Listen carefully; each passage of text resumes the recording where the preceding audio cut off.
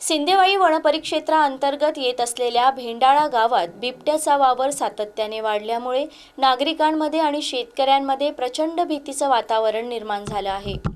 आज पुन्हा एकदा बिबट्याने हल्ला करत शेतकरी भास्कर शेंडे यांचा एक बोकड ठार केल्याची घटना उघडकीस आली आहे। या सततच्या हल्ल्यामुळे परिसरातील पशुपालक आणि शेतकरी चिंतेत आहेत।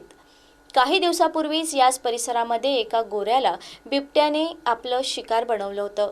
एकापाठोपाठ एक होत असलेल्या वन्य प्राण्यांच्या शिकारीमुळे गावकऱ्यांचे आर्थिक नुकसान होत असून सुरक्षिततेचा प्रश्न ऐरणीवर आला आहे। सततच्या या घटनांमुळे नागरिकांमध्ये रोष पसरला आहे। मात्र या गंभीर समस्येकडे वनविभाग दुर्लक्ष करत असून बिबट्याचा बंदोबस्त करण्यासाठी वनविभाग पूर्णपणे कुचकामी ठरत असल्याची संतप्त प्रतिक्रिया शेतकरी वर्गातून व्यक्त होत आहे।